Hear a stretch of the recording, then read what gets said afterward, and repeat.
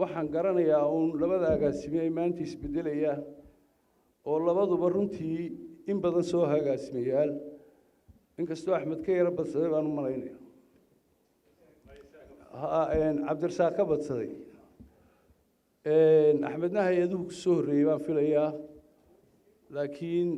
dee dhowr wasaaradood baa kolley intii dambe isbedelkiisu uu u badnaa inkastoo cabdirasaaqba ka yarayn laba nin oo marba meeshaan islaa way daciiftay la geeyay ahaayeen maanta si qoladiina waxbarashadaan la dardaarmayaayo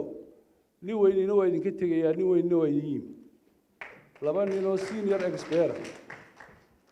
madaxweynuhu waa siibay baan leeyahay waan kaftamayaa Axmed baan in yar odhanayaa waa dhaweyd cabdirasaaq weli lama geyn meel sakaraada laakiin Axmed isagoo wasaaradda idinla jooga waxaa dhacday in la geeyey wasaarad cusub oo aynaan horeba u maqal laakiin cabdirasaaq waxaa la geynayay qaar dhisan oo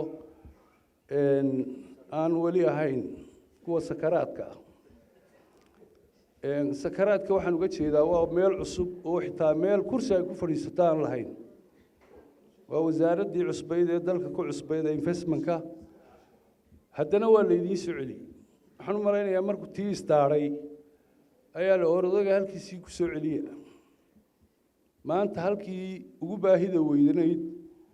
ee wasaaradda waxbarashaduna ay ugu marniinka badnayd baa la geeyey wasaaraddii jidadka waayo baabuurta basaska ee qaaday da ardayda kama yaraa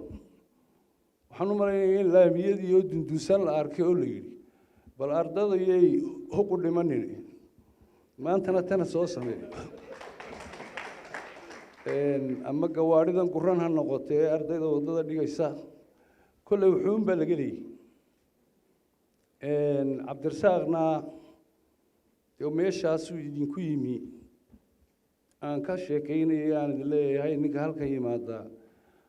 wuu hollan karaa markuu madaxweynaha hore ee jooga anigu waxba ma baqay idinku waa baqanaysaan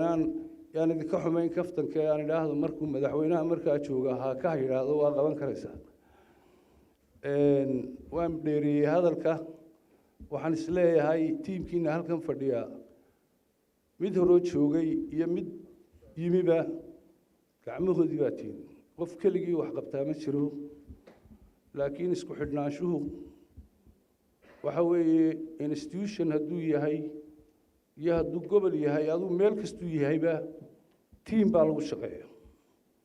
ammaanta badan ee aa u jeedinayseen Axmed waan la qabaa waa la leediin haddii aydaan idinku dee haddaa cambusaysaan madaxa muu qaadeen laakiin xiniyihiinniibu ku daaqayay ama kartidiinnii iyo dadaalkiinnii ilaahay waxaan ka rajaynayaa halka la geeyey inuu tiimkan oo kale ugu tago oo uu sidiisi ka badan u shaqeeyo wasiirka cusubna agaasimaha cusubna waxaan ka rajaynayaa isaguna inuu nin hawsha garanaya oo bisil oo hawshan ka bixi kara inuu yahay waxaan u mahadnaqayaa madaxweynaha labadaa nin isdhaafiyey iyo tiimkiina halkan shaqaynaya iyo wasiirkiina ka horena inaad sii nabadgelyeyn doontaan ka dambana maanta idiin yimid inaad soo dhoweyn doontaan